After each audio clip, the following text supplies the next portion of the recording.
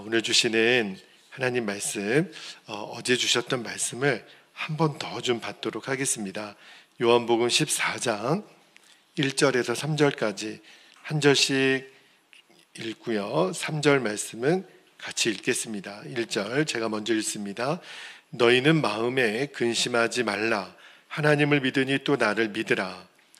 내 아버지 집에 거할 곳이 많도다. 그렇지 않으면 너희에게 일렀으리라.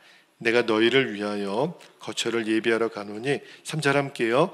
가서 너희를 위하여 거처를 예비하면 내가 다시 와서 너희를 내게로 영접하여 나 있는 곳에 너희도 있게 하리라. 아멘. 하나님 말씀입니다. 오늘 새벽에는 설교 제목이 최후 승리와 재림의 날을 믿는 자예요. 여러분, 어제 우리 신년 첫 번째 새벽 예배 드릴 때 제가 그런 말씀을 드렸어요. 예수님이 제자들에게 요한복음 14장 1절에 보면 너희는 마음에 근심하지 말라 이렇게 말씀하셨죠. 여러분, 근심은 무서운 불신앙이라고 했고 불순종의 죄라고 말씀을 드렸어요. 그래서 우리가 근심을 이길 수 있는 유일한 방법은 하나님을 믿는 겁니다. 예수님을 믿는 믿음으로만 근심은 이길 수 있는데, 예수님이 우리에게 주시려는 그 첫 번째 믿음이 어제 뭐라고 말씀드렸냐면 천국에 대한 믿음, 하나님의 나라가 있다. 그 믿음으로 우리는 근심을 이길 수 있다고 말씀드렸고요. 자, 오늘 두 번째, 세 번째 믿음에 대해서 좀 나눌게요. 두 번째 믿음입니다. 근심을 이기는 두 번째 믿음은 바로 승리에 대한 믿음이에요. 자, 오늘 말씀에 2절 후반부를 좀 볼게요. 2절 후반부에 보면 예수님 이렇게 말씀하십니다.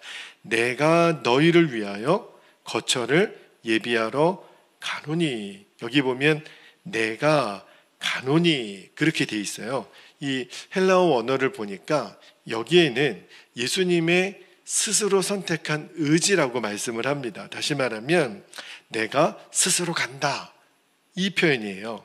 여러분, 십자가는 누가 보아도 예수님의 패배이잖아요. 그런데 세상 사람들이 봤을 때는 십자가는 예수님의 패배한 것처럼 보이지만 십자가의 길은 예수님이 자진해서 선택해서 가셨다는 거예요. 여러분, 빌라도 앞에 법정에 서실 때도 로마 군인들에게 조롱당하고 채찍맞고 십자가에 달려 죽으신 것도 예수님이 힘이 없어서 죽으신 게 아닙니다.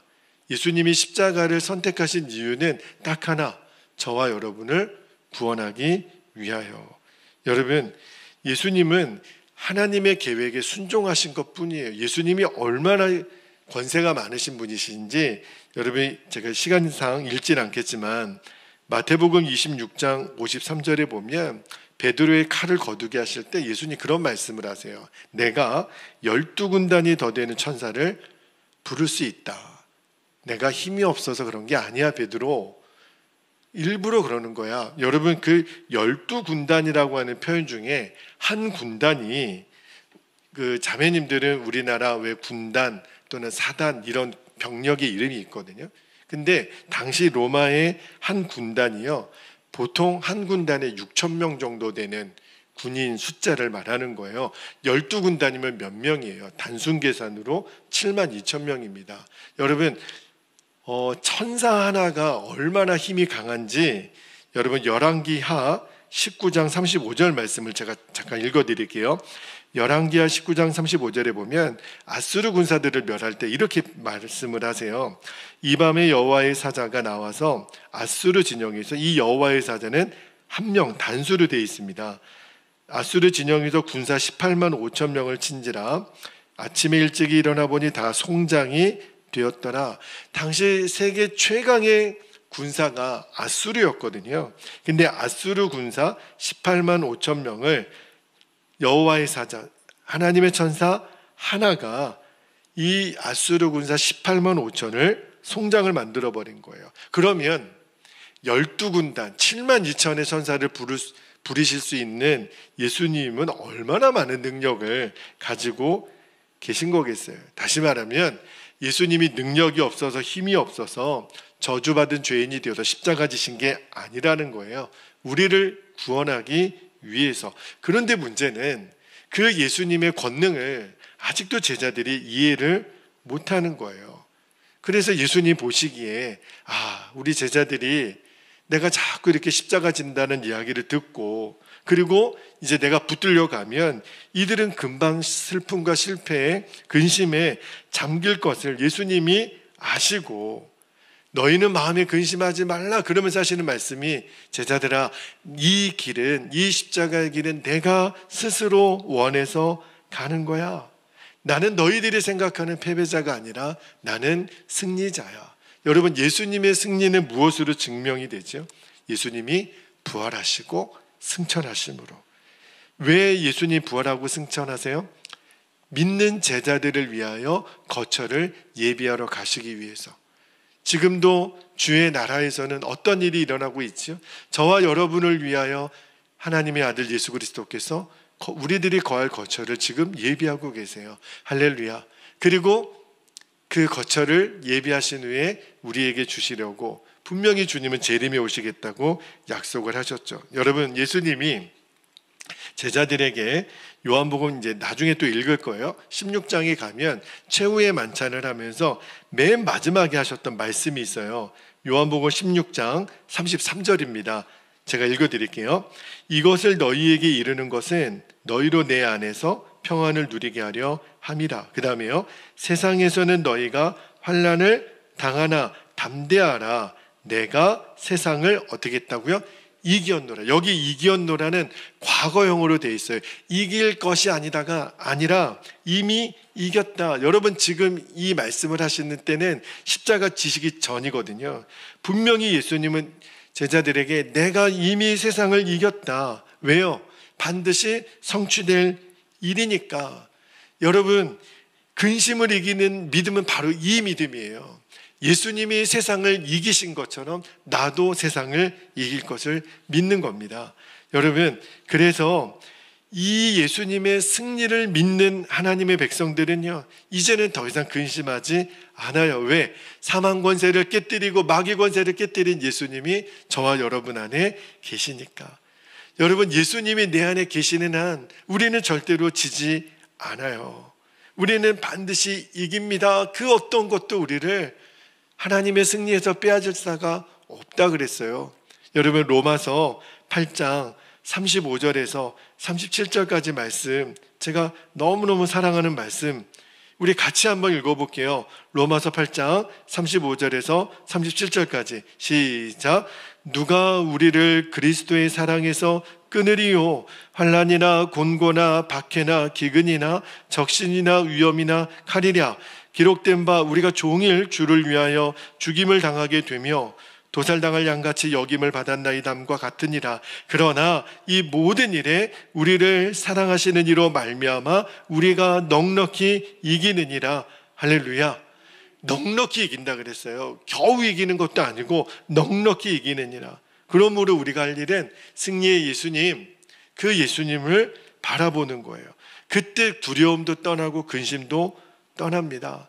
제가 로마 성지순례를 갔을 때 바울이 참수당하여 그가 참 그 목이 떨어진 자리마다 샘이 솟아났다라고 하는 그 교회에 가봤어요. 마음이 너무 먹먹하더라고요. 근데 바울이 그 젊은 나이에 순교당한 것이 누가 봐도 패배한 것처럼 보이잖아요. 그리고 오히려 바울을 죽인 그 네로 황제, 그가 승리한 것처럼 보이잖아요. 그러나 여러분, 하나님의 나라 평가는 달라요.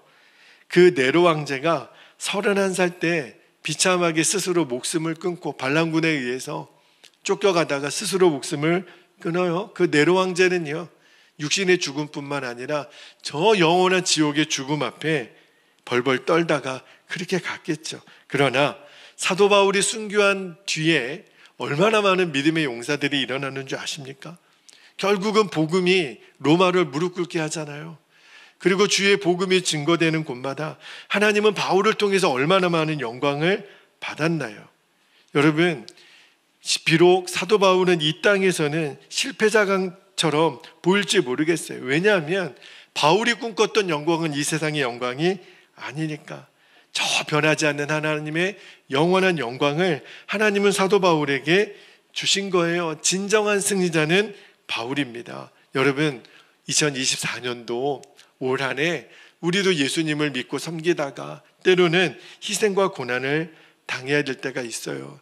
그 대가 지불을 여러분 두려워하지 않게 되기를 축복합니다. 왜 그렇지요?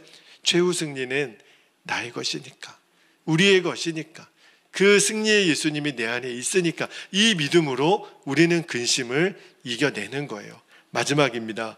근심을 이기는 마지막 세 번째 믿음은요, 예수님의 재림에 대한 믿음이에요. 오늘 우리가 찬송가 180장 하나님의 나팔소리 찬송을 불렀잖아요.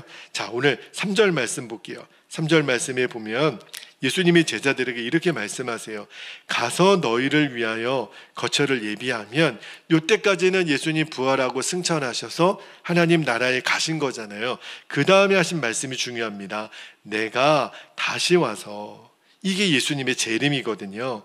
너희를 내게로 영접하여 나 있는 곳에 너희도 있게 하리라. 영원히 주의 나라에서 왕노릇하게 하리라. 이게 예수님이 재림에 대한 약속이에요.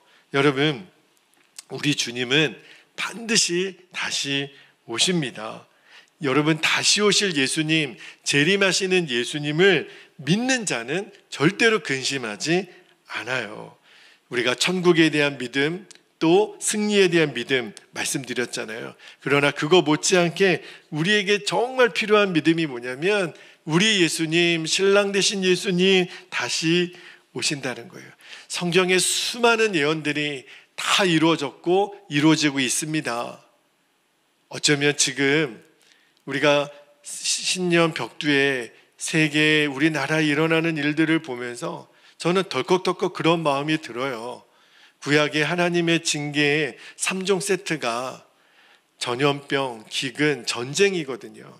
어쩌면 지금 이 땅에 일어나는 이 여러 징조들을 보며 정말 주의 날이 정말 더 가까이 오는 것은 아닌가, 그런 두려운 마음이 들어요. 그러나 우리가 두려움으로만 이 세상을 바라볼 것은 아니죠.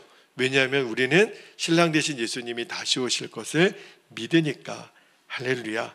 여러분, 예수님의 초림을 이 땅에 본 사람들은 극히 드물죠. 그렇죠? 2000년 전에 일어났던, 그러나 앞으로 이 땅에 재림에서 올 예수님은 모든 사람들이 다 보게 될 거예요. 그죠?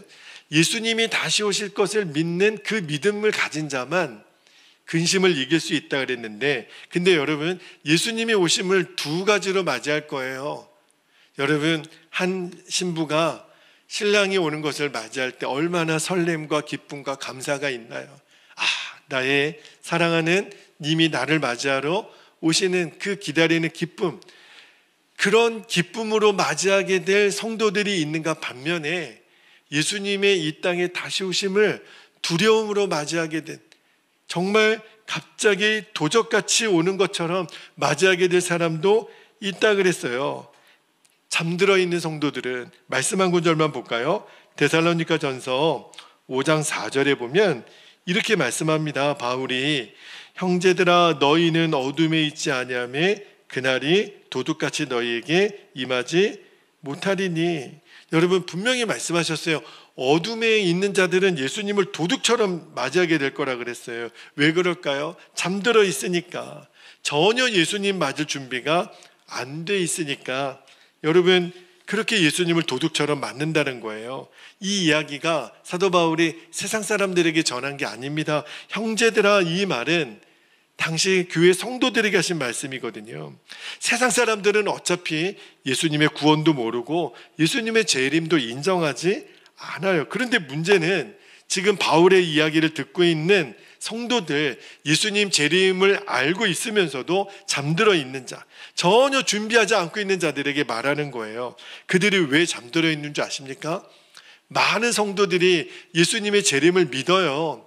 예수님 오신다라는 것도 믿어요. 그런데 영적으로는 잠들어 있어요. 왜 그럴까요? 자, 누가복음 21장 34절에 예수님 말씀하신 거예요. 말씀을 읽어드릴게요. 너희는 스스로 조심하라. 그렇지 않으면 방탕함과 술 취함과 생활의 염려, 이 생활의 염려가 근심이거든요. 마음이 둔하여지고 뜻밖의 그날이 덫과 같이 너희에게 임하리라.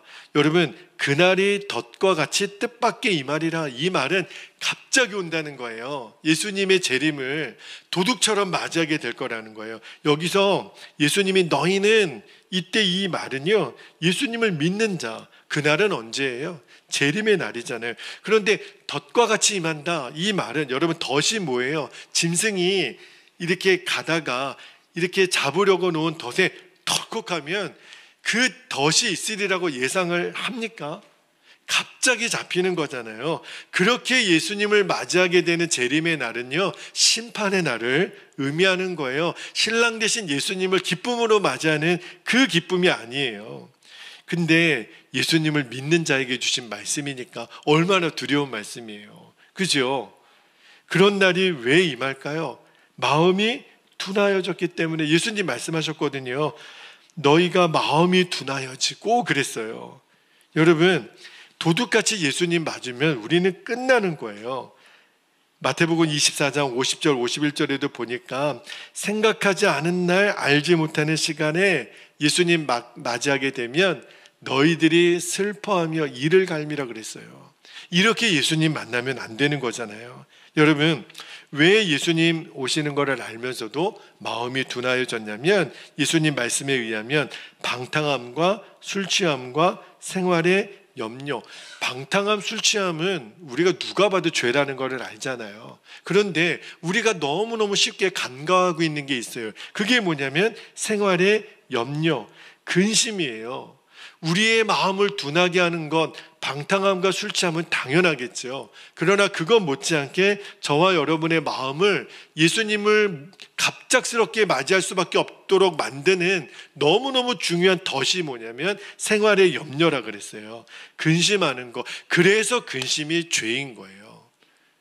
너희는 내일 일을 염려하지 말라 그랬어요. 너희들이 근심한다고 키 한 자라도 더 커질 수 있게 하느냐? 안 된다 그랬어요. 근심은 백해무익이에요. 여러분, 예수님의 재림을 기다리는 자는요, 방탕함, 술 취하지 않겠죠. 그죠? 어떻게 예수님 기다리는데 그럴 수 있겠어요? 그러나 마찬가지로 예수님의 재림을 진짜로 믿는 사람은 염려하지 않는 거예요. 근심하지 않는 거예요. 할렐루야.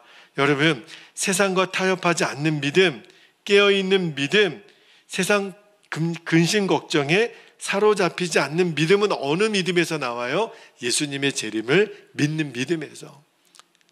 여러분, 우리가 춘향이가 그 자기가 사랑하는 도련님이 반드시 나를 찾으러 올 것을 믿으니까 끝까지 정절을 지켰던, 여러분, 성경이 아닌 이야기에서도 그 기다림도 이길 수 있는 이야기를 우리가 듣는데, 우리는 살아계신 예수 그리스도, 그분이 약속하신 모든 말씀이 다 이루어졌지만 이제 마지막 이루어질 성경의 예언, 내가 다시 오리라, 이 믿음을, 이 약속을 믿는 믿음을 가진 사람은 절대 근심하지 않습니다. 어떠한 근심도 우리를 사로잡지 못해요. 왜 그럴까요? 하나님의 아들 예수 그리스도께서 우리를 지켜주실 것을 믿으니까. 그래서 어떤 고난, 핍박이 사도 바울을 그렇게 올가매려고 했어도 사도 바울이 그 고난 앞에서 이길 수 있었던 거예요. 죽음도 우리를 빼앗을 수 없다. 할렐루야. 우리는 예수님을 구주로 영접하고 믿고 따르는 자들이잖아요. 여러분, 이제 말씀을 마무리하며 세상 근심이 저와 여러분을 덮으려고 할 때 꼭 기억하셔야 돼요. 하나님의 나라가 있다. 그죠? 그리고 예수님이 승리하신 것처럼 나도 승리한다. 세상에서 너희가 환난을 당하나 두려워하지 말라는 거예요. 내가 이미 세상을 이겼노라. 그 예수님이 나와 함께 계시잖아요. 그리고 주님의 날은 하루하루 지금 다가오고 있어요. 예수님의 재림을 믿는 자, 이 사람만이 크고 작은 근심을 이기는 거예요. 2024년도에 저와 여러분에게 이제 근심이 이제 한 길로 왔다가 다 7길로 도망갈 거예요. 야, 이 사람들은 도무지 근심하지 않는 사람들이구나. 할렐루야. 꼭 그렇게 되기를 주님의 이름으로 축복합니다. 이제 우리 함께 기도하겠습니다.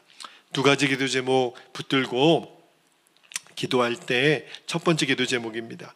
예수님이 약속하신 최후 승리의 믿음으로 이제는 근심을 내어 쫓고 근심을 이기는 자가 되게 하옵소서.